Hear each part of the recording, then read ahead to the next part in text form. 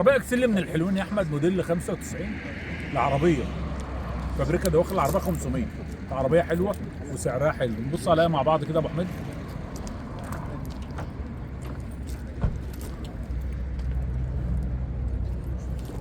بطارية جديدة يا احمد، والشنب والحوض رايق.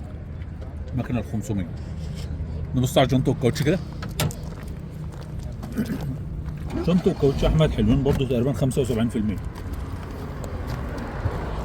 عم علي بيقول لك عربية تتكلم عن نفسها يا احمد. ما شاء الله. الشنطه مفيش بويه هنا خالص. ما شاء الله. خش على الكراسي الامامية كده. صفة الفابريك. الاسطوفة يا احمد، واربعة كهرباء والطابلو والطارة والعربية حلو. شنطه فابريكا بالكامل. الكراسي الخلفية يا احمد فابريكا. ما شاء الله. كله فابريكا.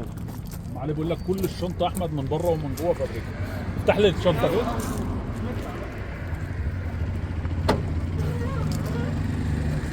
مش يا ابو حميد، استنى يا عم علي. لا مش لازم يا عم. لا لازم. بس اصل السلاح نضيف يبقى وراه ايه. بص يا احمد، عربية حلوة. الأرضية برضو ما شاء الله.